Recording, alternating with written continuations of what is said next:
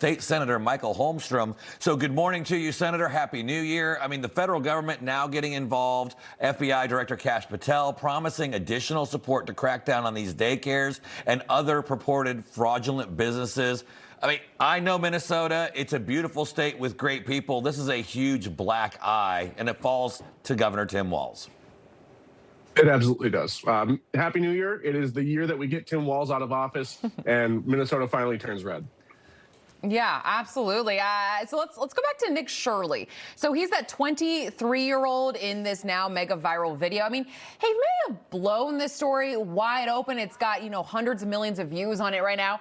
But independent investigators have actually been carrying this story for years. I mean, we've been hearing about it since 2018. Meanwhile, legacy media, they want nothing to do with it. The Minnesota Star-Tribune has covered some of these cases, but largely completely dismisses Shirley as a right-wing influencer without even conducting their own investigation. And then you've got the New York Times here framing the story as being about Trump and Shirley, suggesting their coverage is completely just politically charged.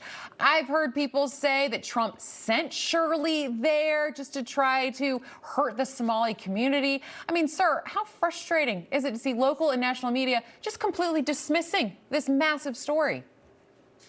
This is not new in Minnesota. When Tim Walz came to prominence last year, everybody, or 2 years ago now, everybody asked, well, how didn't these stories make national news before? And it's because the Star Tribune and the local media is a part of the Democrat Party here in Minnesota.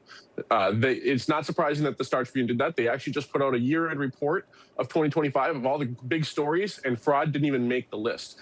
These people are not serious. They have no interest in curiosity. They're not journalists. They are members of the Democrat Party.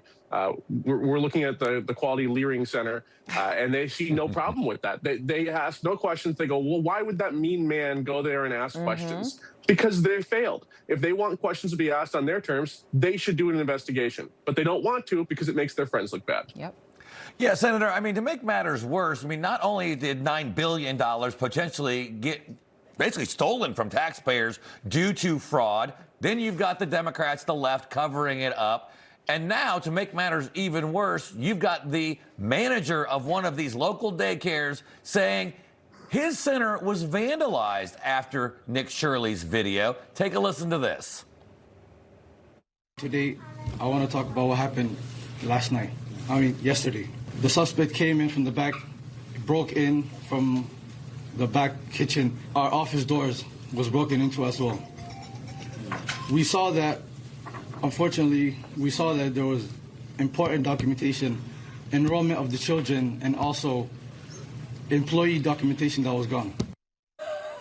I'm sorry. Yeah. So they get broken into, and the only thing that the so-called thieves took was the paperwork that could actually uncover this whole fraud, and that's what they took. Yeah, and they yelled, it's MAGA country on their way out. This is not serious. Nobody believes it. Everybody's laughing at them. If you look at the pictures, the drywall was cut from the inside of the building. This is not serious. Yeah, and just really quickly, I want to ask you also just about not only how the left is covering, but just, now Nick Shirley is reportedly receiving some pretty serious death threats. I mean, he even responded to Elon Musk on X with a DM that he received with a picture of somebody dead and saying, this is your assassination date, gave him a specific day and time he was going to be killed. What do you make of this reaction that Nick Shirley has been receiving?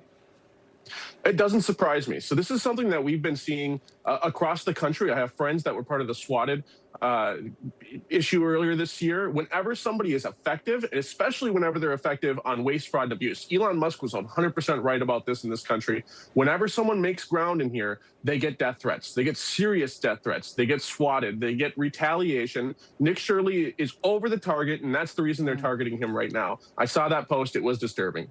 Yeah, Senator, real quick, I got less than 30 seconds. Your state is notoriously Democrat, didn't even vote for Ronald Reagan, which is crazy to think about. But do you think a scandal like this will finally take the blinders off and get the great people of Minnesota to vote for maybe some quality conservative leadership?